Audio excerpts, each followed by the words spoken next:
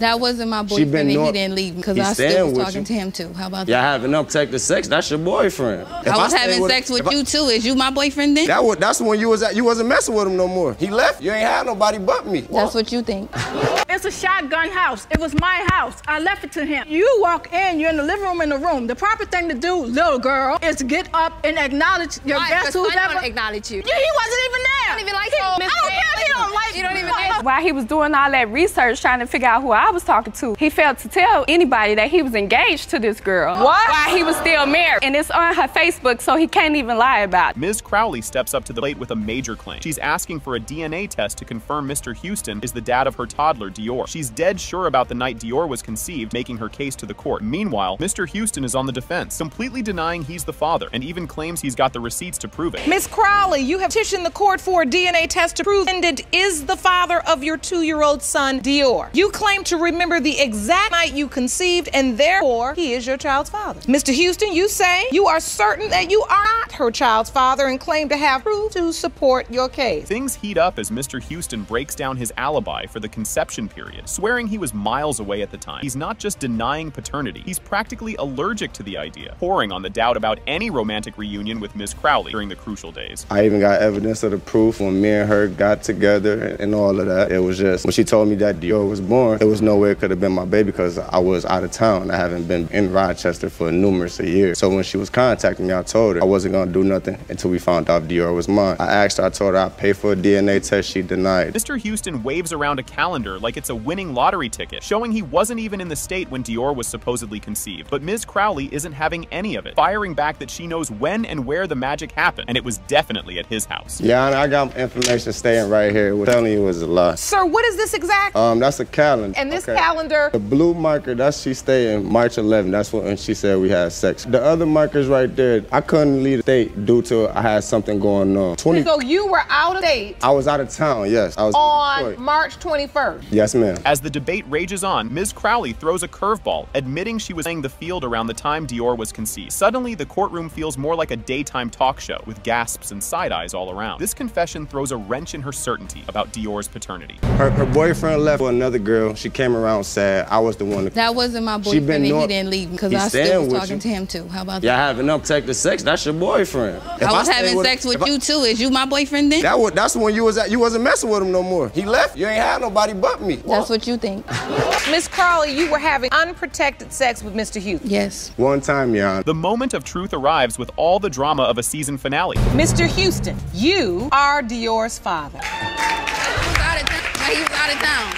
Brace yourselves, folks. We're diving in. The episode kicks off with everyone settling into their seats as Mr. Mitchell and Ms. Dalton stand ready to unravel a paternity dispute involving 2 youngsters, Deshaun Jr. and Bishop. With Mr. Mitchell already holding down the fort as dad, he's all jittery about the DNA dance that's about to happen. Ms. Dalton, on the other hand, hopes to patch things up despite her wandering ways. Mr. Mitchell, you are petitioning the court to DNA test to determine if you are the father of your estranged wife's 2 children, 2-year-old Deshaun Jr. and 1-year-old Bishop. Grab your tissues! Mr. Mitchell lays it all out, talking about how Ms. Dalton bolted, leaving him with a duo of diaper dynamos and a heart heavier than a sack of potatoes. As he spills the beans on his struggles, the audience claps up a storm, feeling every bit of his pain. Just when you think you've seen it all, the plot thickens even more. Stick around. Over the past few months, Ms. Dalton put me and my kids through a lot. She done left, and in between the last 7, 8, 9 months, you know, she done made us struggle. She done walked out on us, Your Honor. What I'm trying to do, I get very emotional when it comes to talking about my kids. Plot twist alert. Ms. Dalton jumps into the fray, claiming things didn't go down quite like Mr. Mitchell said. She admits to hitting the road, but paints a different picture of the why and the how, shedding light on the messy tangles of their relationship. As she tries to set the record straight, you'll be itching to hear what's next because, trust me, it's about to get even juicier. In the beginning, me and Deshaun, we weren't really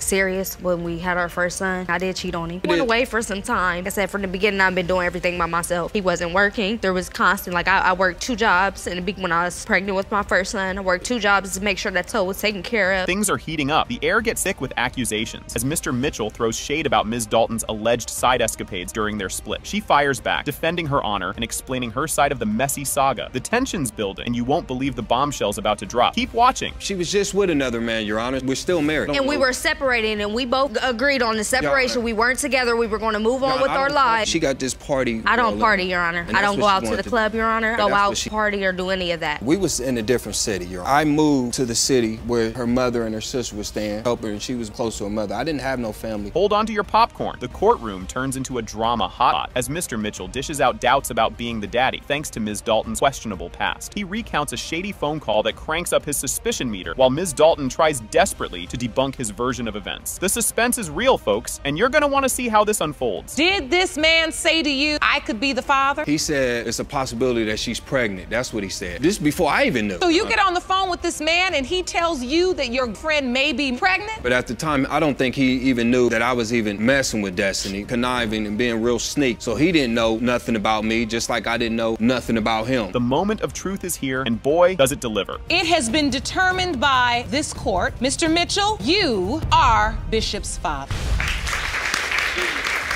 Buckle up, folks. Miss Lockridge drags Mr. Tidwell into court, claiming he's the father of her 10-month-old son, King. But guess what? He's not buying it. She's dead sure he's the dad, and thinks today's DNA results will stick it to him. And just when you think it can't get any spicier, wait till you hear what's next. Ms. Lockridge, you've dragged Mr. Tidwell to court because he has refused to acknowledge your 10-month-old son, King. You are 100% sure he's the father and claim today's results will prove your case. Here's where it gets juicy. Mr. Tidwell drops a bombshell, saying their fling was casual at best, and he nearly fell over when she said she was pregnant. He's convinced the real dad is out there, not him. Strap in, because it's about to get even wilder. Mr. Tidwell, you say you were never in a serious relationship with Ms. Lockridge and you were stunned when she told you she was pregnant. The timing leads you to suspect that baby King's father must be another man. Things are heating up now. Miss Lockridge lays it all out, saying Mr. Tidwell hasn't lifted a finger for little King, despite being the name on the birth certificate. He admits to naming the kid, but denies everything else. What's coming up will definitely raise some eyebrows. Mr. Tidwell does not have a relationship with my son. The only time he's actually seen my son is when I've made it convenience for him and brought him to him. He hasn't helped with diapers. He barely helped with any clothes, and it hurt. It's frustrating. He named my son King. How am I supposed to raise a king and he's not there? You named him King, Mr. Tidwell? Yes, Your Honor. But you don't have a relationship with him? No. Mr. Tidwell finds a note and an ultrasound picture on his bed one fine morning. Surprise, it's a baby on the way. Miss Lockridge left it like a mystery novel plot twist, and now we're all turning pages to see what happens next. She came over to my house. We hung out. The next day, I see a piece of paper on my bed. I grab it, I looked at it. It was a note with an ultrasound. I'm not sure the exact words of the note, but it said that she didn't know how to tell me this. She's sorry she had to tell me like that. So I called her, she didn't answer the phone. She ended up leaving me a text message saying that she was sorry and that she didn't know how to tell me that she was. You won't believe this part. Miss Lockridge spills the beans about Mr. Tidwell being MIA during the whole pregnancy saga. No calls, no texts, not even a how do you do at the doctor's. And just when you thought it couldn't get more dramatic, wait till you hear from the peanut gallery. He didn't care about, I texted him when I was every doctor's appointment, all my weight gains, the weight changes. I even sent him voice recordings of the heartbeat. When I had my son, I was in labor for 30 hours completely by myself, to the point where the nurse that was with me, she had to call the doctor and ask the doctor if she could stay with me because I was by myself. Here comes the chorus. Mr. Tidwell's mom steps up and throws shade like it's sunny in July, claiming Miss Lockridge is all about drama. She's not buying what Miss Lockridge is selling, not one bit, but hold on, the truth bomb is just about to drop. She is very obsessed with my son. I'm not obsessed. I was in love with him. All she talked about is how much she wants to be with him and how she's got a prayer closet at home for him. One day he's gonna be her husband. Why is it so far-fetched that he could be King's biological father? Because there was such a long span of time. I don't know anything about this young lady, really. All right, grab your popcorn. It has been determined by this court.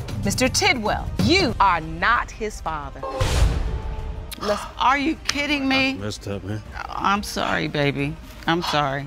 Guess who just stepped into the Hot Mess Express? Mrs. Johnson is here to throw some shade and save her marriage. She's claiming her hubby isn't the dad of another lady's 13-month-old dynamic duo, hoping the DNA proof will kick this drama to the curb. Buckle up, folks. The tea is just starting to spill. Mrs. Johnson, you and your husband have been together for 5 years. You are in court to save your marriage by proving to the defendant that your husband is not the biological father of her 13-month-old twins, Christian and Christiana. Oh boy, here comes the plot twist. Ms. Davis swaggers into the courtroom, all confident that she had a fling with Mrs. Johnson's husband, which, surprise, surprise, resulted in twins. She's dead set on proving paternity today. Strap in. This roller coaster is about to go off the rails. Ms. Davis, you contend that you had a sexual relationship with the plaintiff's husband and say that led to your pregnancy and birth of your twins. Ms. Johnson, you say you are Mr. Johnson's mother and you contacted the court hoping to bring closure to this ongoing DNA drama. Well, isn't this a pickle? Mr. Johnson's up in the mix. Davis, admitting to his past rendezvous with Ms. Davis. He's all twisted up inside, not knowing if he's the daddy-o of the twins, and it's throwing a wrench in his marriage and family life. Oh boy, wait till you hear what's up next. I just feel like we'll have a lot more closure if I go ahead and find out if they're mine or not. So you admit you're a married man and you're torn between two women now. Me and Ms. Davis don't have any more dealing. I'm not gonna necessarily say that, but what are you gonna say? I'm gonna say, being that I don't know for sure if the kids are mine, yeah, that's causing havoc. Her relationship. Hold on to your popcorn, this gets good. Ms. Davis dishes out the backstory of how she and Mr. Johnson got tangled up, and even how she found out he was already Mr. Johnson. She spills all the beans about their complicated relationship drama. The next bit, it's a doozy. Somebody introduced me to him. So we was together for a little while, you know what I'm saying? Did you know he was in a relationship with Ms. Johnson? No, not really until like a couple years, probably like a year or so. I seen the little married pictures on Facebook or whatever. So I was like, when this come about, you know? Did you confront him about, are you married? No, I ain't confronting him, but you know, I asked because it ain't my concern because you ain't my man, you know? The drama meter is through the roof. Mrs. Johnson and Ms. Davis face off with Mr. Johnson's mom smack in the middle, dealing with the fallout. It's a full-on family feud with a side of sass. And guess what? It gets even spicier from here. I heard that the twins might be my grands, so I asked Ms. Davis were they my grands, and she said no, ma'am. I think after she had them, and I said, well, bring them back so I can see. And she brought them to my house. I think it was maybe 4 or 5 months. And I looked at them, and I said, well, this one looks like she's doing now. Talk to your son. And she said, I'll give him a test if he wanted. And that's when she basically confirmed for me that he could possibly be the father. Talk about a plot reversal. Ms. Davis flips the script, now saying she might have been mistaken about Mr. Johnson not being the dad, especially when it comes to her daughter. The courtroom's heating up, and you won't believe the twist coming up next. You admit that initially you told Mr. Johnson and his mother these are not his children. So you now believe the twins are his children. One of them, because they fraternal. They was in different sets. Okay, so they're fraternal twins, and you believe the one twin. Because my ex, I had an ex time. Dr. Jackie steps in to school everyone on how twins can have different dads. Mind-blowing, right? She breaks down the science stuff in plain speak because, let's face it, we're all scratching our heads here. The explanation is wild, and it sets us up for the big reveal. Matter related to beautiful twins, Christian and Christiane. That the twins were fathered by two different... It is something in medicine we call superfecundation.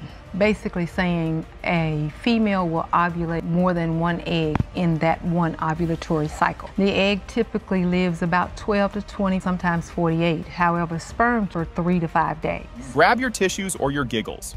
It has been determined by this court. Mr. Johnson, you are not the father. Can you even handle what just went down? Ms. Knox swings into action, claiming her ex, Mr. Bailey, needs to face the music and accept he's the daddy of her adorable 1-year-old Cash. She's also throwing a financial curveball at him, demanding $3,280 for baby expenses, because, well, diapers aren't cheap. Get ready, because the roller coaster is just leaving the station. So you are seeking a DNA test to prove to your ex-boyfriend, Mr. Bailey, that he is the father of your 1-year-old son, Cash. You claim the only reason he's denying your son is because of his meddling mother. Only do you want to establish paternity, you are also suing for child-rearing expenses in the sum of $3,480. You're not gonna believe this. Ms. Bailey jumps in with a zinger, accusing Ms. Knox of trying to cash in on her son's sweet dance moves because he's about to be the next big thing. According to her, it's all about the Benjamins for Ms. Knox. Buckle up, folks. Things are about to get even spicier. Ms. Bailey, you claim your son is a famous dancer and is about to hit it big. Both of you claim Ms. Knox is pinning a baby on your son because she is after his fame, future fortune. Hold on to your popcorn. Ms. Knox Knox isn't just talking the talk. She's walking the walk with a stack of receipts taller than her toddler. She spent a small fortune, $6,960 to be exact, on everything from baby wipes to strollers. Mr. Bailey admits he chipped in for the circumcision, but that's about it. Next up, we dive deeper into the wallet woes. Do you have receipts? I do have receipts that will substantiate all the stuff that I had for my child. I had to buy white car seat strollers. I haven't seen anything from it, Mr. They total $6,960, half of which is $3,480, which you say he would be responsible for to help raise a child that you claim is, in fact, his biological child. Just when you thought it couldn't get more dramatic, Mr. Bailey tries to show he's not the deadbeat dad type by showing off some baby gear he bought. Then, bam, a tweet pops up where he seems to be joking about the whole situation. Stay tuned, because the judge is about to weigh in on Tweetgate. I have evidence. I'd like to see that evidence. Mr. Bailey, you say this is evidence of what? That's just just like some of the stuff I had around the house that I purchased for cash. Yeah, some of the stuff he wore, some of it he wore, some of it's brand new. Still in, Yeah, you know, still have tags on it. I have evidence showing that he only did that Walker, I have the because I receipts. said put him on child support. Plot twist alert. Ms. Bailey throws a curveball, claiming Ms. Knox was already baking a bun in the oven before her son even entered the picture. She's basing this on some super sleuthing about Ms. Knox's mysterious behavior. Fasten your seatbelts. This conspiracy theory is about to take flight. It's a shotgun house. It was my house. I left it to him. You walk in, you're in the living room in the room. The proper thing to do, little girl, is get up and acknowledge your guest who's ever acknowledge you. Yeah, he wasn't even there. You don't even like him. him. I don't care if he don't like you. Don't even She was already pregnant when she met my. You on the social media, so obviously you done saw what he was doing for his other kid, and maybe even what's going on. This is where it gets juicy. Ms. Knox spills the beans that she's been begging for a DNA test because Mr. Bailey's visits to see Cab come with more strings attached than a puppet. What's around the corner? More bombshells, no doubt. Have you ever requested a DNA test? I asked her 3 times, and we haven't seen Cash. I brought that up. If you give me a case of diapers, you can see Cash. Yeah, and I still don't receive this. The reason why I don't give them to him because first off, their house is not even properly. It's not even a house. Dirty. It's filthy. It's still don't trust my child with you because you didn't. Are you ready for the big reveal? It has been determined by this court. Mr. Bailey, you are Cash's father.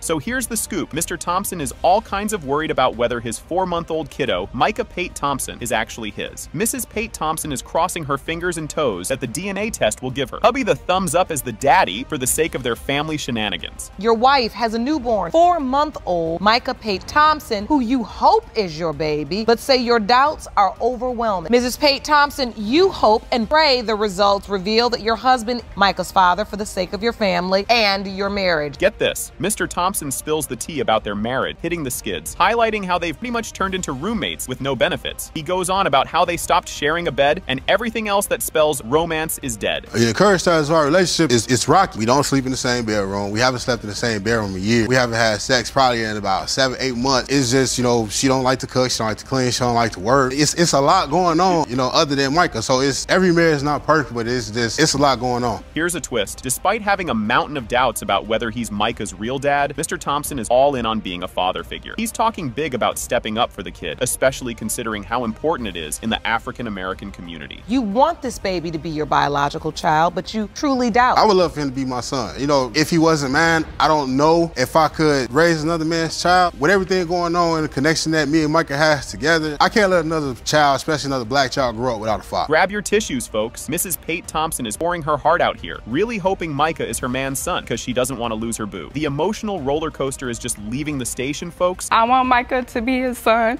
I don't want to lose my best friend. We've been together so long. You know, I just don't want to lose him. How this relationship began. Certainly, at some point, you all were happy together. Yes. Rewind to the good old days. They met in college. He was the class clown behind her. All smooth moves and cheesy lines. From study buddies to soulmates, they were thick as thieves. But oh boy, don't get too comfy. Things are about to take a dive. We met in college. We had a class together. And he sat behind me, cracking jokes, trying to copy off my test. Next thing you know, we were talking and we were together in a relationship. Couldn't see him without seeing me. So, Mr. Thompson, the bottom line is you met and you were very happy together. Yes, ma'am. Yikes, here it comes. Mr. Thompson reveals he had to play detective and get DNA tests for their first 2 munchkins because trust was as thin as cheap toilet paper. And if you thought that was messy, just wait till you hear what's next. LaToya first started getting into marriage and stuff like that. I had found out she was doing some things that she shouldn't have been doing. Text messaging, meeting up with guys and stuff like that. So when I confronted her, she said it wasn't true. I found out otherwise. I had to get DNA tests on my first 2 boys. We married, but every time, while we're in a marriage, and every time you get pregnant, I gotta get a DNA test. Hold on to your popcorn. After Mr. Thompson pieced out, he shacked up with another lady, which led Mrs. Pate Thompson to hit the divorce button. Drama level, soap opera, and guess what? It only gets juicier from here. When I left, she said she was gonna work on herself. Me and her had ample conversations. While he was with somebody else. About her working on herself, because she deleted me off social media. I found out she started adding all these other dudes to her social media page. You were gone. You were living somebody else. So why shouldn't she move on? She didn't want to move move on. She said she was gonna work on what she needs to work on. Planning to get a divorce? Yes. Oh, the irony. Turns out Mr. Thompson had no clue how marriage works, considering he popped the question to another gal while still hitched. Chaos, confusion, and a whole lot of what the heck moments. While he was doing all that research trying to figure out who I was talking to, he failed to tell anybody that he was engaged to this girl. What? While he was still married. And it's on her Facebook, so he can't even lie about it. You asked another girl to marry you while you're still married to your wife? I did. See, he never admitted it. When I asked him about it, how can I be engaged? I'm still married. That's what he told me. Yeah, I mean, I'm still gonna say it, but I did. And boom goes the dynamite. It has been determined by this court, Mr. Thompson, you are not father. So he come picks me up in the stolo. I'm getting dressed or whatnot. I'm looking out the window. He like, yeah, boo, I'm out. Next thing you know, here come the police like, freeze. Get out the car. I'm like, really? You came to pick me up in the stolen car? I left school 2 miles to a family's home, knocked on their door, no answer. Looked through the peephole, shadows moving all around. No. Tiptoeing towards the door. So I parked myself on that concrete steady 4 or 5 hours till they had to come out. Everybody's running out the house, and I caught a guy over there one time. I knocked on the door. She's trying to hide a dude in the bathroom.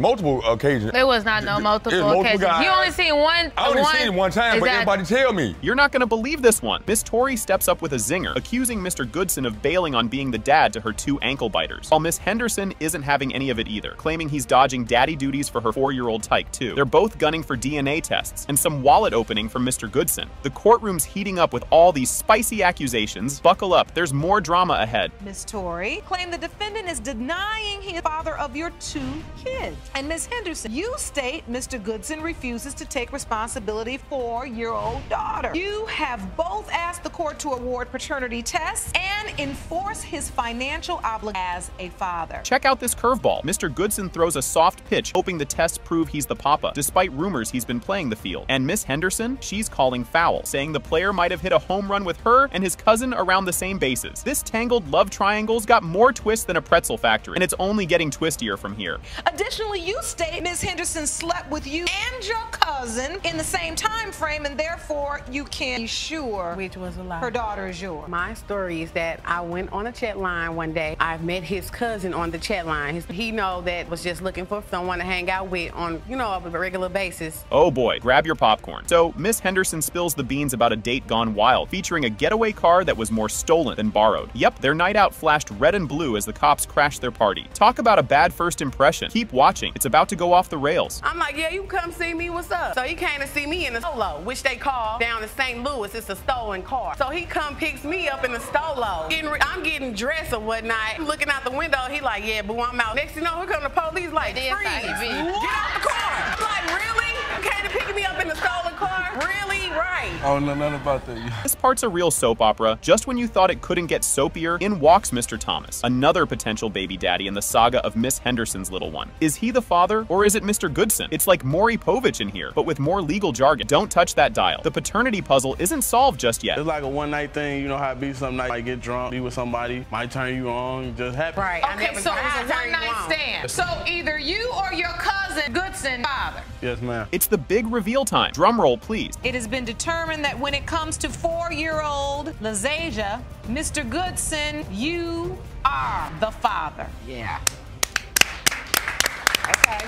In a wild kickoff, Mr. Matlock spills the tea that he had to dip out for family stuff a while back. While he was gone, claims Ms. Monroe got a bit too cozy and invited her old flame to crash at their pad. This drama sets up a wild ride of a court case. Just wait, it gets even crazier from here. Mr. Matlock, yes, ma'am. You say that a few years back you were suddenly called away at family business. Yes, While absent, you claim the defendant, Ms. Monroe, invited her former lover to move into your family home. Your Honor, that's correct. Hold on to your popcorn, folk. After Mr. Matlock comes back and forgives Ms. Monroe, they get back to business as usual. Boom, she hits him with news of a bun in the oven, and oh, maybe it's not his. What comes next will have you picking your jaw off the floor. Upon your return, you say you gave her and resumed your sexual relationship. Yes. But then she dropped the bombshell that she was in, and you might not be the father of her child. Things heat up as Ms. Monroe admits she's really not sure who the daddy is. She defends her sketchy moves by saying Mr. Matlock ghosted her the whole time he was gone, making her think he was out for good. The tea gets even hotter in the next bit. You admit that you have serious about the paternity of your child. Well, you argue that when Mr. Matt left family business, he stopped answering your your phone calls, texts for an entire month. Your Honor. That's not correct. In your defense, you say you believe he was never coming back again. Yes, Your Honor. As they dive into their rocky past, Mr. Matlock lays out all their dirty laundry, questioning the trust and loyalty in their relationship. The back and forth about his trip and her moving the ex in just adds more spice to the drama stew. Buckle up, because the next part is a doozy. Back in 2006, when me and Monroe first got together, she knew I was back and forth from Fort Smith to Fayetteville because I had for a week. No. Yeah, no, it was a week. You're lying. You were gone a month. Anyway, Your Honor, You were gone a month. when I was gone for a week,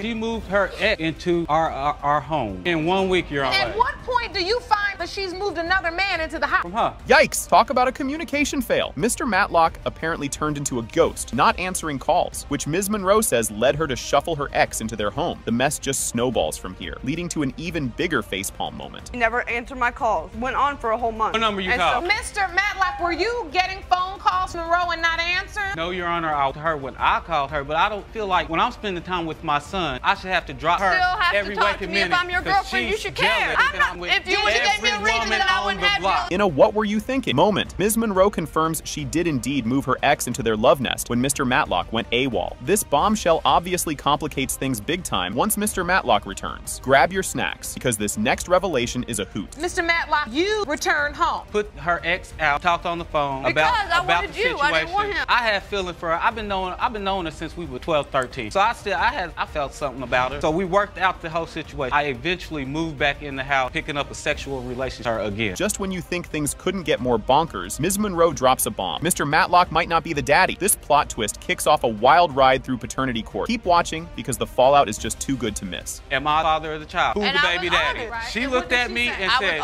"You're not father." Can't make it up. That's what she said. You are not the father. So I'm not taking care of somebody else's baby, and you tell me that baby is not my baby. So, you didn't say that. You are not the father. Get this, Mr. Matlock ends up on the hook for child support because he missed his court date. Talk about a bad day getting worse. The financial and emotional roller coaster that ensues is something straight out of a soap opera. The climax is just around the corner, and it's a big one. Saying I missed my court date and I was fathered by default. I have evidence to prove that, Your Honor. When that court date came up, Mr. Matlock, you're saying you never got notice of when your court date was. So you didn't show you weren't there. You were determined to be the father. I am the father. And you have some paperwork. And here it is, the moment of truth.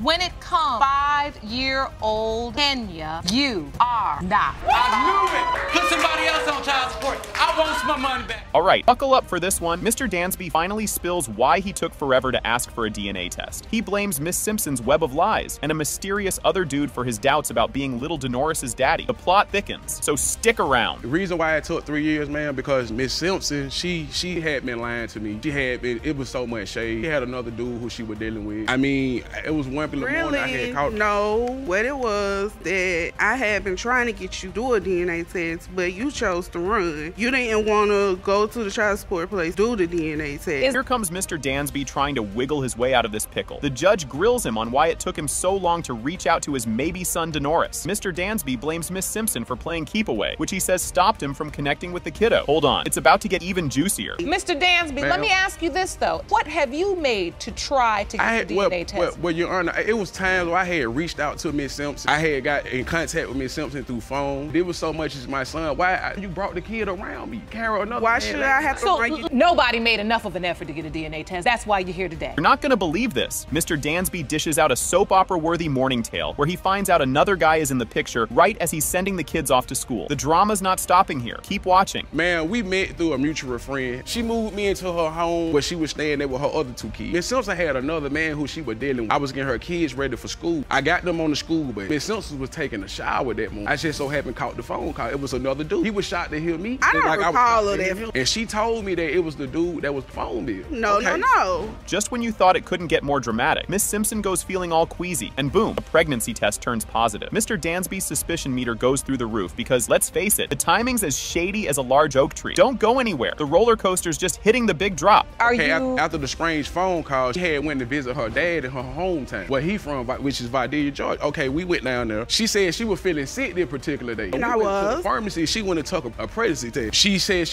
it came out to find out that she was pregnant. I immediately right from the beginning. If you had Right your from the dog, back. Right if you from the didn't back. think that this baby was yours, why did you so-called put on like you was happy? Grab your popcorn, folks. Mr. Dansby pulls out a timeline that's more tangled than last year's Christmas lights. He's connecting dots, pointing fingers, and making sure everyone knows just how mixed up this whole story is. What's next? More bombshells, obviously. This is my timeline. Outlines all of the lies. We met through a friend. In November 2011, that's when you got the old man phone call. Yes, I got the phone call from the old dude. He was shocked to hear me just like I was shocked to hear from him. She announces the pregnancy. She announced that she told everyone she was pregnant. I had my doubts about it, about her being pregnant. So you were doubtful again if there was something shady going on then too. Here's a heart tugger. Mr. Dansby meets his potential mini-me for the first time, and it's as awkward as a high school dance. He's feeling all the feels, but mostly confusion and distance, because, well, he's been out of the loop for 3 whole years. Fasten your seatbelts. We're diving deeper. October 2014. When you October say it's the 2014. first time you met Tenoris, what was shady about that? That was my first time ever seeing Tonight. Feel like if she's so confident about this, my son, why it took for me 3 years for me to see Tonight? But I got evidence that okay, we did you take put a on picture. Facebook. It is a picture of him snoring where he said, Things are heating up. Miss Simpson and Mr. Dansby go head-to-head like 2 rams fighting over who made less effort to get in touch. It's a back and forth of you didn't call me first. That's sure to get some eye rolls and laughs. I really do feel deep down that she was me, man. dodge you for what? Why would I want to dodge you? Because you had been lying. Child that need a father when my child need a father. My dad wasn't there for me when I was a kid. So I take this very I do want Tanara to know that who his father is. I do want to be his father. Because you don't want that cycle. Because I want the kids of my own. I got 3 girls. Now we're talking turkey, money. The judge breaks down who paid what for Denoris's upkeep, and let's just say it's not adding up for everyone. Mr. Dansby's been sending cash via paycheck garnishments, but Miss Simpson says it's not enough. Get ready, the verdict's about to drop, and it's a biggie. Now, you came to court suing $3,361.56. You do acknowledge you've received $240 from Mr. Dansby. Yes, Your Honor. So for that reason, the court can award you $3,121.56 child rearing expenses. Buckle up, folks. Ray kicks things off with a bang, claiming her ex-boyfriend, Mr. Lacey, is definitely the dad of her grown son. She's here to prove it once and for all, spicing up the court with her determination and the juicy details of their past. And folks, it gets even juicier from here. Mr. Ray, you are in court proof to your ex-boyfriend, Mr. Lacey, that is the biological father of your adult son, Von Lacey. You state that the defendant has been an absentee father full of excuses, and you want it all to end today in court with the truth. Yes, Your Honor. Here's where it heats up. Trayvon, the son in question, throws down the gauntlet, calling Mr. Lacey an absentee dad, loaded with excuses. He's all fired up, wanting today to be the day they end this drama and get to the truth. Hang tight. The courtroom's about to turn into a sauna. Well, it's not fair to my son, and he really needs to man up, because he's depriving my child of a father. He is the father of my son. You believe that you are not Trayvon's biological father? Yes, ma'am. Believe that from the beginning? Yes, Your Honor. Hold on to your popcorn, folks. Just when you think it couldn't get more tangled, it's revealed Mr. Lacey's name is on the birth certificate. Talk about a plot thickener. This twist adds layers of mystery and potential chaos. You won't believe how they try to unravel this knot. So this birth certificate, child's name, Trayvon Lacey, father's name, Larry Lacey, but it's typed in. Was he present at the birth? He was not present, no. You basically just gave them his name. I gave him his name. And they typed it in. Yeah. Things just got real. Mr. Lacey shares his shocker moment when he first found out about the paternity claim, leading to a surprise invitation to child support court. It's like a soap opera with legal jargon, and trust me, the drama is only ramping up from here. Mr. Lacey, when did you find out that she claimed were Trayvon's biological father? I say Trayvon probably was about between 3 and 6 months years old. I received court paper, State of Ohio Child Support Court. Me and Miss Torre, we did both appear at the Child Support Court. When I walked into the court, the judge, he looked at me, he said, "That's your son, you have nothing to say." As the plot thickens, the court digs into the child support dough Mr. Lacey has been shelling out. He confirms he's been paying up, despite the daddy drama. This bit is crucial because it sets the stage for some major emotional fireworks that are about to blast off. And his court papers say paying child support. You Yes, paying and child support. I have proof that, Your Honor. But Your Honor, I want to put this to bed. I'm tired of reliving that. You know, okay, I made a mistake. What is even a mistake? I was just living on my own. And he just keep throwing his man in my over and making my son feel bad. I'm ready to put it to bed. That's what I wanted and get on with our life. Feel the tension in the air? Both sides are worn out from the drama and just want to know if Mr. Lacey is really the pops. It's a tug of war with emotions, and everyone's on edge. But hold on to your seats because the truth bomb is about to drop. Nor is my intention to make Miss Torre feel bad. The thing I want to know is the truth. There is, in fact, a question, a real question of paternity. Both sides acknowledge. You presented this evidence to the court, which indicates that you owe $37,200 and some odd dollars in child support. You're down to $5,000. You've got about $5,800. Get ready for some gossip. Ray spills the tea on how she and Mr. Lacey first got together, complete with the steamy details of their early flings. It's a real tell-all moment that sheds light on their rocky romance. And folks, you're gonna want to stick around for the blockbuster DNA reveal. I just moved in town. I got my new apartment. I was feeling all grown in my apartment, doing grown stuff in my grown. Well, I didn't find out until I went to the OBGYN, and at that time he had told me that I was like 12 to 14 weeks already into my pregnancy. And he was the only man I had sex in that time frame. Because I didn't know nobody else. Pregnant. We had only been together for no more than a month. How could Trayvon be my child? Here it comes. It has been determined by this court. Mr. Lacey, you are the father. Thank you, Your Honor. I told you.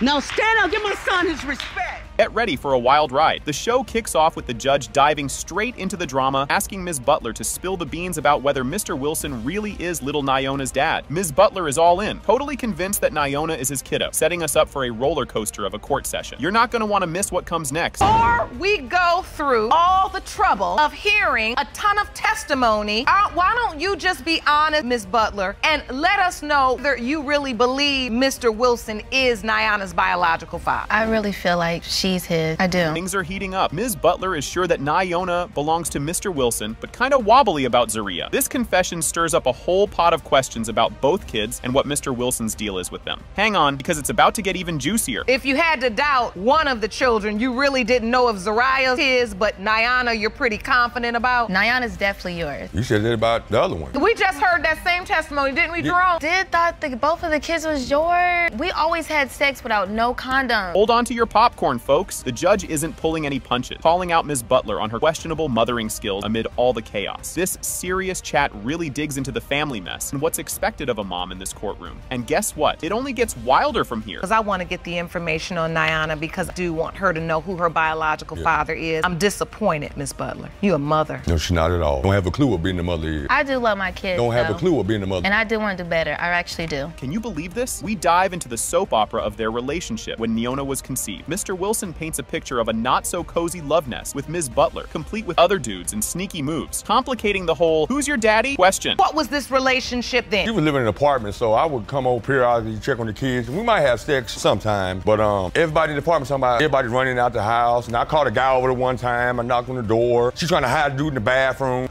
Multiple occasions. There was not no multiple occasions. Guys. You only seen one. I only seen it one time, but everybody tell me. Boom! Drama bomb dropped. Mr. Wilson catches another guy at Ms. Butler's place, right when Nyona might have been made. This juicy bit shakes up the whole paternity claim Ms. Butler has been making. Just been my past. Then the guys in the apartment telling me, He just been thinking and guessing. I ain't been guessing. That's all he been doing. People don't know me like that. They wouldn't lie to me. Man, your baby mama, man, she gonna have this dude, that dude, you know. So, Mr. Wilson, what happened when you found out pregnant with Nyona? I told her it wasn't my baby. You gotta see this. The judge tackles the sad reality that Mr. Wilson isn't really playing dad to Nyona, pointing out how this could mess up the little one. This heart-to-heart is all about how important it is for a dad to be in the picture. The next clip is a real tearjerker, or maybe not. What kind of relationship does she have with Mr. Wilson? None at all. He don't really come by to see her. Nothing really. Can't come by. Too many men running in and out. Can't come by. I'm scared to go over there. I took him from her house and moved him in with me. I didn't want them kids to be around that man. So you have the two kids, my two kids with your last name. Yeah. It's crunch time. As we gear up for the big DNA reveal, the room's buzzing with tension. The judge lays down the law, schooling both parents on how they're messing up big time. And just when you think it can't get more intense, we're about to drop the big news. We're gonna find out right now because I'm about sick of y'all. I really am. This is just so ragged. Yeah, it is ragged. No, it really is. And you sitting up in here just talking like you on a playground somewhere. No, what? And listen to me. Stomach growing instead of your mind. Here comes the moment of truth. The results are in, and bam. It has been determined by this court. Mr. Wilson, you are the father. Mr. Lillard spills the beans on why he had to drag this case into court, all because of a bombshell message last year from Ms. Holt's 20-year-old son, Delvin Holt. Ms. Holt vents about her 20-year struggle, get Mr. Lillard to step up and take responsibility for Delvin. The segment wraps up with the judge seeking confirmation on the day's agenda, and Ms. Holt is like, yep, that's the plan, Your Honor. Mr. Lillard, you say you were forced to open this case after receiving a message last year from Ms. Holt's 20-year-old son, Delvin Holt. Ms. Holt, you say you have unsuccessfully tried for 20 20 years. Get Mr. Lillard to accept responsibility for your son, Delvin, and today is the day he is finally going to accept the truth. Yes. Mr. Lillard gets all nostalgic, revealing intimate details about his past. With Ms. Holt, turns out she was his first in a bunch of things. Cue the audience all. He reminisces about the love and heartbreak she brought into his life, sharing a glimpse into their deep yet rocky past. I'm just saying, I had a lot of admiration for her, but it's also my first heartbreak, first person I really experienced what pain was. You know, it's not been no back and forth fighting over the years. It's been a very cordial thing. She made some mistakes that cost everybody a lot of pain right now, me and him. Pain. You know, So to do with him. Mr. Lillard uncovers the sticky mess of catching Ms. Holt cheating, sparking off a major drama. He tells a wild tale of skipping school and trekking 2 miles to confront her, culminating in a classic peek through the peephole moment. Oh, this very sunny, bright day, decided not to be at school. I left school 2 miles to a family's home, knocked on their door, no answer. Looked like through the that. peephole, shadows moving all around. No. Tiptoeing towards the door. So I parked myself on that concrete Your steady Honor. Indians 4 or 5 hours till they had to come out. It wasn't even in there that long, so you... Amid a fiery back and forth about who did what and who saw whom, Ms. Holt tries to set the record straight that it was just a friend at her place, not a lover. The conversation hits a peak when she admits to also testing another dude for paternity, thickening the plot. Yeah. Who was in the house with you? That was just a friend. It's just a friend. We was not in there for no 4 hours. Maybe it was like 10, I left 15 second minutes. period. Second period, that's early in the No, morning. it was not. So you got third period, fourth period, time, fifth period, and sixth period. In this tearjerker segment kicking, Delvin steps into the spotlight to share his side of the story, talking about growing up without Mr. Lillard. His mom reinforces his belief about Lillard being the pops, priming us for some major revelations. My mom has always told me he was my father. I just basically came here to let him know I don't need a father, but I just really want to come to find out if he is so I can have closure, me and my mom. I mean, you can tell on the pictures. They look just alike. It's not a secret. It really it hurt me a little bit. Any kid needs a father, you feel me? The big reveal happens here. It has been determined by this court. Mr. Lillard, you are not the father. Okay, baby. Who was supposed to be my dad? It's not Mr. Moore. I had already moved on. But the other guys that young. she says is father, I look nothing like. And you don't They look have like, never and she claimed doesn't look me. like him either. I look like I've never kept secret. I've always been honest to the best of my ability. He left his phone in the Uber, downloaded the app on my phone, contact with his Uber. Tell the Uber driver I'll give him 100 if he has. So you using your phone to get him an Uber, but you're using your phone to tell your boyfriend I'm running late, babe, I'm gas station? Because by the time I found out, I was 4 months pregnant with her. You see what I'm saying? So there could be a list of whomever. It's the timing. The list that is also missing out of my diary. Really? The Yeah, list that's that you missing out of my fabricated, got in the book? Where's it at? It's gone. Jennifer Robinson steps up to the plate, throwing a curveball at her mom, Kathleen Harms, accusing her of cooking up a paternity fraud stew. She's adamant that her mom got the name wrong on her birth certificate and insists that Mr. Moore is her real dad. This spicy opener sets the stage for an emotional roller coaster. This case of Robinson v. Harm. Ms. Robinson, you are suing your mother for paternity fraud and are here to prove that Mr. Moore is your biological father, even though your mother, another man's name on your birth certificate. Ms. Harris, you're certain Mr. Moore is not your daughter's father and claim her case of paternity fraud outrageous. Yes. Jennifer is not holding back, folks. She's all kinds of frustrated about how long it took to crack the case of her father's identity, pointing fingers at her mom for keeping the secret under wraps. She's been on a lifelong scavenger hunt for the truth, which apparently was not on her mom's priority list, deepening the plot and her sense of betrayal. Honestly, Your Honor, I don't feel that I'm the one that waited 36 years. I feel that my mom waited 36 years to help find who my father is. I have always, tried to ask about my father. I guess it was a part of her she didn't just want to bring up, so it always got pushed to the back burner. Or I was told, get the hell out of her, leave her alone, don't ask any questions of who your dad is. In a fiery face-off, Kathleen swears she's been an open book, while Jennifer accuses her of editing out some major chapters about her dad's identity. The tension is thicker than a mystery novel, revealing layers of family secrets and heated emotions. Who was supposed to be my dad? It's not Mr. Moore. I had already moved on. But the other guys that she says is father, I look nothing like. And you don't They look like, never and she doesn't look like him either. I look like I've never kept secret. I've always been honest to the best of my ability. We were supposed to come here 3 weeks ago. My mom, for some reason, was nervous. It wasn't that I was nervous. I just didn't want to come here at that time to listen to any more of their lies. Jennifer whips out a birth certificate like it's a smoking gun, questioning whether the scribbles under father's name are legit. This piece of paper might as well be a treasure map, pointing to clues of forgery and deception, making everyone lean in a bit closer to their screens. I think helps me prove that he's my father. First, I have gray here. A birth certificate. On the father's spot, it has a signature. Now, when I looked at that, I seen that the signature looked new. It didn't look as old as my mom's, but I'm a kid, so I went along with it. Last year, I needed to get a new ID. So I go to get a new ID, and they told me that my original birth certificate was not good enough. I needed to get the new one. Here comes Mr. Moore, striding in like he owns the place, ready to drop some bombshells of his own. He claims he's the daddy based on a history that includes more than a few close encounters of the intimate kind, adding a spicy twist to the already simmering pot. Keep your eyes peeled, because the truth serum is about to be administered. Don't think you just a mess. He always told me he was my daddy. You know, we're here for Jennifer, Miss Robinson, and she's indicated through her testimony that you believe you are her biological father. Do you? Yes, ma'am, Your Honor. You do. Tell the court why. Well, Your Honor, she used to babysit her sister's kid, and I used to go there a lot, and we were having sex a lot. It wasn't no little bit. It's true. The moment of truth lands like a lead balloon. It has been determined by this court. Moore, you are not her father. Oh my.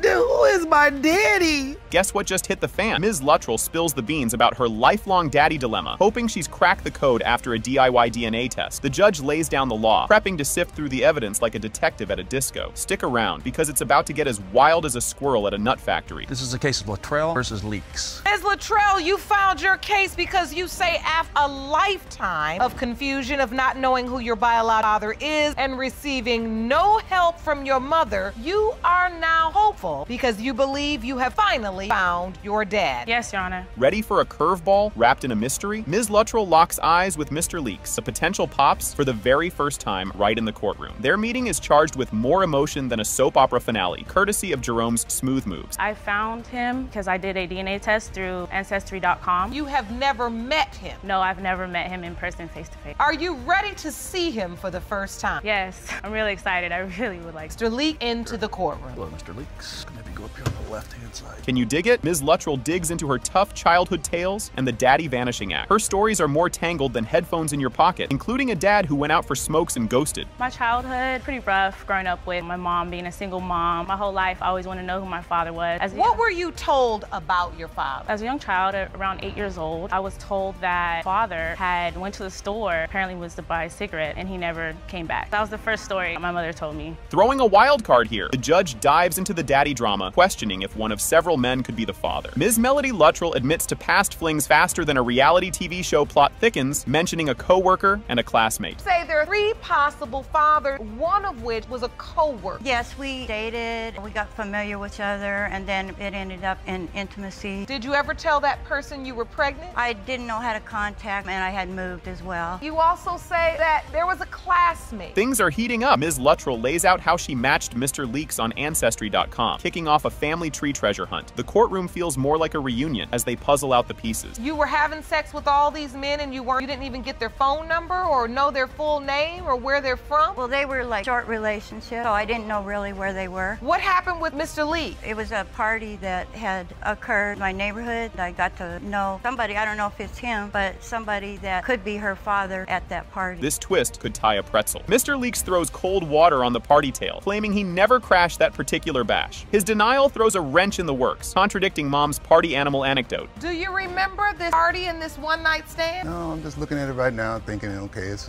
nice to meet you, but I was not at that party. Were you ever at a party having sex with? You know, if I have a child or anything like that, if I even know there's a chance I'll have a child, I'm sticking around. I'm not going anywhere. You won't believe this bit. The judge reveals that back in the baby-making days, Mr. Leaks and Ms. Luttrell's mom were practically neighbors. Despite Mr. Leaks' party denials, the judge suggests they might have boogied at the same bash. Where both of you would have been living during the window of, and the truth is you all didn't live far away from one another at that time. You were in Sacramento, Mr. Leaks, Ms. Luttrell, you were as well, about 14 minutes away from one another. So, I mean, it wouldn't be inconceivable to think you could have been at the same party. I wasn't at no party. Now for the moment of truth-ish. After soaking in all the soap opera-worthy details, the judge gives the green light for a DNA test. It's more anticipated than a finale cliffhanger. When you walked into the courtroom, Mr. Leak, you were satisfied possibility that she could potentially be your daughter, which says to me, sex with somebody, and then there are family members of yours that it is not so far-fetched that he could be your father, and then you saying, well, if I'm not her biological father, somebody in my family is, because she's just like my mother to me. Drum roll, please. It has been determined by this court. Mr. Leak, you are not father.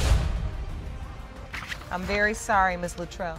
Opening shot. Can you even handle this? Ms. Pringle kicks things off with a bombshell as she hauls Mr. Brown to court, over denying he's the dad of their tiny tot, Tatiana. She's super stressed about him dodging daddy duties since day one. Buckle up to catch Mr. Brown's wild rebuttal. Pringle, you open this case against Mr. Brown because you say he denied fathering your 18-month daughter, Tatiana. You state he has acted like she doesn't exist since the day she was born. You want Mr. Brown to step after today's result? Prove he is father. Yes, Your Honor. Mr. Brown's rebuff. Talk about a plot twist. Mr. Brown fires back, branding Ms. Pringle as the unfaithful one, and doubles down that Tatiana's real dad is some other dude. His bold refusal kicks the drama up a notch, complete with so-called medical proof. The emotional fireworks are just getting started. Mr. Brown, you claim Ms. Pringle is a known cheater, fathered the child in question with another man. You insist there is no way you are her daughter's father and have medical evidence to prove your case. Yes, Your Honor. Heartbreak Alley. Grab your tissues. Ms. Pringle, in tears, lays out the loneliness of solo parenting, pointing fingers at Mr. Brown, the emotional whirlwind their daughter is caught in. As she makes her tearful plea to Mr. Brown, brace yourself for a revelation that'll throw another curveball into the mix. It hurts really bad because I have to raise her on my own, and no child should go through that. Can you look at Mr. Brown and tell him how much this hurts? It hurts really bad that you're denying my daughter. She looks for you every day. Bet you didn't see this one coming. Amidst the chaos, Ms. Pringle drops a truth bomb about a fleeting fling she had via a dating app, tossing even more spice into the paternity mystery stew. Hang tight as the saga of their rocky romance unfolds next. I met someone on a dating site. We made out. That's what happened. Or realized you were pregnant? I went to a free clinic and I took the test and they said I had 4 weeks and 3 days. Pregnant? Yes. And then you called Mr. Brown? Yes, and I told him I was pregnant. Oh, the drama thickens. Flashback to when Mr. Brown was all cheers about the pregnancy, only to hit the brakes and bail 2 months later. This plot twist digs deeper into the murky timeline of their love life. Stay tuned for an unexpectedly sporty demonstration. He was happy and we were together for like 2 months and we broke up. You were only happy for 2 months? We didn't have sex at the time, like the conceiving time that she got pregnant, but we was broken. At the conception time, you didn't have sex then? No. I don't know where he got his information from, but there's nobody but him. We're going forensic. Both camps bring out the big guns with medical evidence trying to settle the paternity puzzle. As they move from teary tales to test tubes and DNA tests, get ready for a demo that might just crack a smile. You say you both have medical evidence that proves your case. Ms. Pringle, you say you have medical evidence that proves Mr. Brown is Tatiana's biological father. And Mr. Brown, you say you have medical evidence that proves there is no way you can be Tatiana's biological father. Can you tell me about your medical evidence that says Mr. Brown is in fact her biological father? This is hilariously heartwarming. In a goofy yet telling moment, Ms. Pringle and Jerome, the ever so helpful bailiff, break into squats. Why? They claim it's a quirky trait that Tatiana inherited from Mr. Brown. Watch on for a dive into medical mysteries that's quite the eyebrow raiser. What is the squat? Like when I'm fixing on something. Let me see. I can do that. Jerome! Now, Jerome, if you can do this squat, that would then help Mr. Brown's case that it may not be hereditary. Jerome, now can you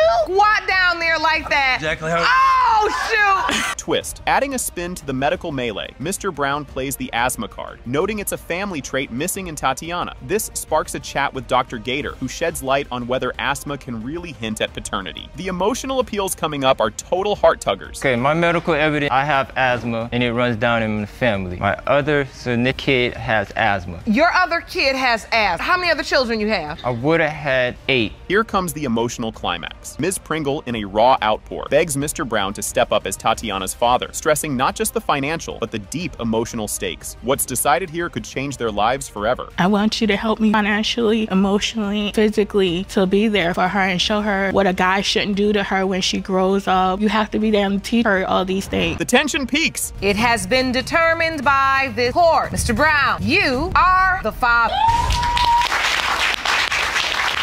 Mr. Reyes kicks off with a bombshell, doubting he's the dad of the adorable 11-month-old Moon, who he's been parenting like a champ. He's pointing fingers at Ms. Prickett's ex as the potential bio-dad, stirring up a real soap opera scenario in the courtroom. Buckle up, because this baby drama is just getting started. You've opened your case today because you doubt fathered Ms. Prickett's 11-month-old daughter, Moon, raising Moon, but now believe you were duped and are certain her father is the defendant's ex-husband. Yes, Your Honor. In a a twist worthy of a detective novel, Mr. Reyes demands a voice analysis test to check if Ms. Prickett has been playing the field. This high-tech truth quest aims to uncover whether there's been some behind-the-scenes action. Next up, the results are going to drop some jaws. Additionally, you petitioned the court for a forensic voice analysis test to determine the extent of the defendant cheating. Ms. Prickett firmly throws down the gauntlet, claiming Mr. Reyes is definitely Moon's dad and she's here to prove it, hoping to glue her family back together. She's all in, folks. Ms. Prickett, you claim you are certain that the plaintiff is Moon's father and hope to prove it, save your family. Yes, Your Honor. Just when you thought it couldn't get any spicier, Ms. Prickett drops the news of another bun in the oven. Mr. Reyes is sweating bullets over this latest plot twist as doubts and diapers pile up. Suspense is building. What's going to happen when the truth comes out? I see she's currently pregnant, yes, so this has to add to the stress. Mr. Reyes believes you're setting him up to raise a child that isn't his. Joseph is definitely the father. I've never been unfaithful with him. He has a great bond with Moon. He is the father. This is insane that he even thinks that he's not. Hold the phone. Ms. Prickett vanishes in the wee hours, only to say she was hashing things out with her ex. Mr. Reyes is having none of it, and frankly, neither is the courtroom. This mystery ride is about to go off the rails. One of the things is that I woke up around 4 in the morning. She wasn't in the house and her car was gone from the driveway. Well, it was actually 6 in the morning. She got back at 6. She could have been Joe gone for hours. has to realize that I do have a child, my ex-husband. I felt like I needed to resolve issues with him. In another you can't make this stuff up moment, Ms. Prickett is late because she supposedly turned into a good Samaritan at a gas station at midnight. Her story about a random dude, a full tank, and a crisp $100 bill sounds like a fishy fishtail. I was working at a restaurant. She'd normally be there between 10 and 10:15. She said she was on her way and she stopped at a gas station. She was dodging my calls and my text messages. When I finally get a hold of her 2 hours later, this is around 12 a.m., she says that she was at the gas station. Random man randomly filled up her gas tank, asked her for a ride to his hotel, and then gave her $100. Sneaking out to meet the ex at 5 a.m. and not a peep to Mr. Reyes sounds like a recipe for disaster, or at least for some serious side-eye from the judge. This segment is a real head-scratcher, and you'll be scratching yours too. He left his phone in the Uber, downloaded the app on my phone, contact with his Uber. Tell the Uber driver I'll give him $100 if he meets us so I get my phone. He says, I'll give you another $100 for doing this for me. So I was like, I was trying to,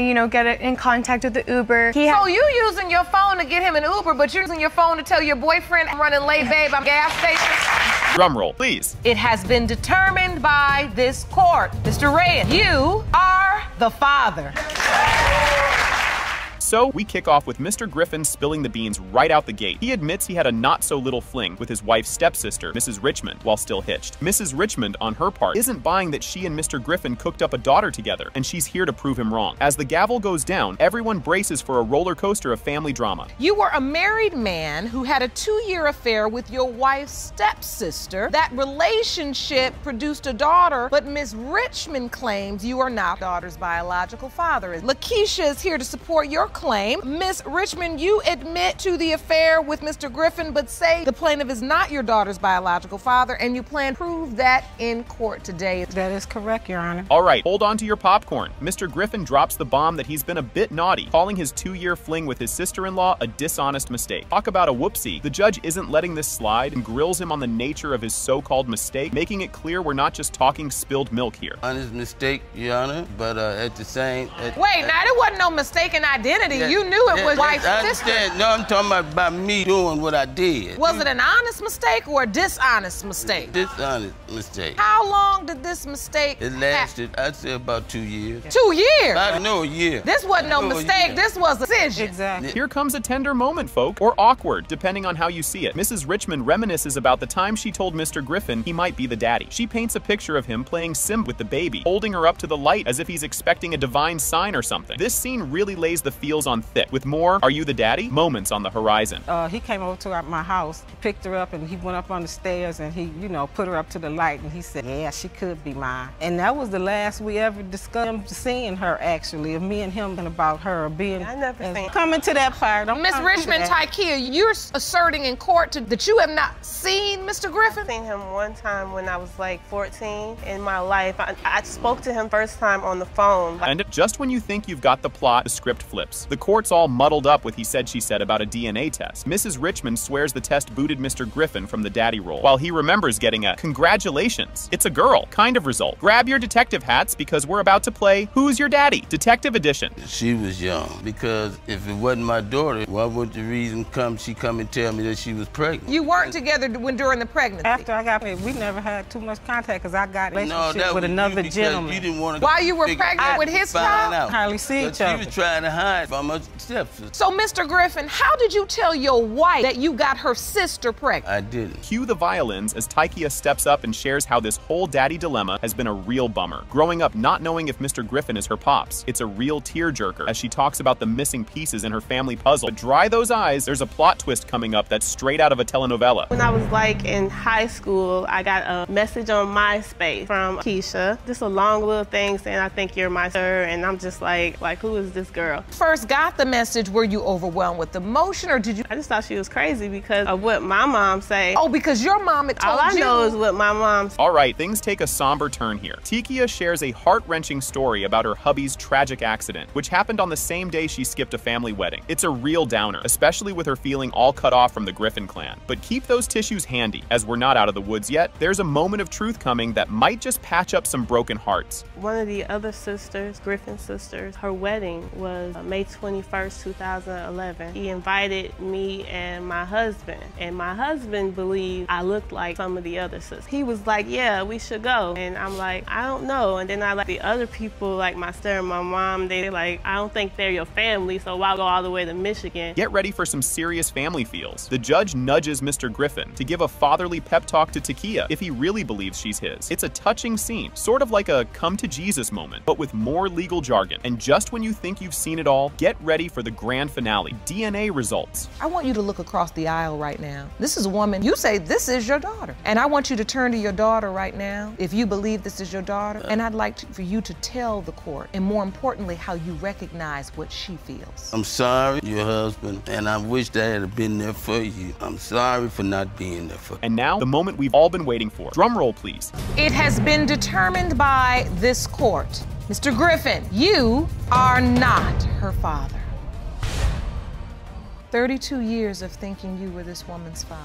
Can you even handle this? Ms. Myers strides into court with her mom, Ms. Madrigal, to solve the mystery of who her real dad is. She's frustrated because her mom handed her a list of 13 potential dads, like it's some kind of bizarre guessing game. Strap in, because this soap opera is just getting started. Ms. Myers, you have brought your mother, Ms. Madrigal, to court today because she has no idea who your biological father is. You say your mother gave you a list of 13 possible men, and you are hoping to determine who your father is today. Things just got spicier. It comes out that Ms. Myers got drip-fed names of possible dads over a whole year, turning her life into a real-life Maury episode. This bombshell has left her with more daddy issues than a daytime drama. You gotta see what's up next. It's a doozy. And so, at 13 years old, how did you find out there were potentially 13 different men that could be your father? The list came from my mom telling me over approximately a year, maybe a little longer. She would always just say, you know, here's a name. I think to her it seemed like it was a joke. Grab your tissues, folks. Ms. Myers spills her guts about how tough it was growing up without a dad, feeling all kinds of lost and mixed up. This moment is more loaded than a Thanksgiving turkey. But wait, there's more heartache ahead. I feel lost. You know, I feel confused. I don't know who I am. I don't know my heritage. I don't know what I'm completely mixed with. I don't know where I come from. Yeah, I knew you're half of the family, but that's only half the story. Nobody else matters. That's only half the story. Can't no man raise me better than you can't, though. It doesn't even matter, so save it. Oh, I raised you. No, you didn't. You weren't even there. So anyway. All right, buckle up. The court rolls up its sleeves to get down to the business of figuring out who the real daddy is, testing 2 of the lucky 13 contenders. This is where the rubber meets the road. Brace for impact, because the drama level is about to skyrocket. You gotta realize I was 17, so any calculation with time, I could have been way off and not known. Because by the time I found out, I was 4 months pregnant with her. You see what I'm saying? So there could be a list of whomever. It's the timing. The list that is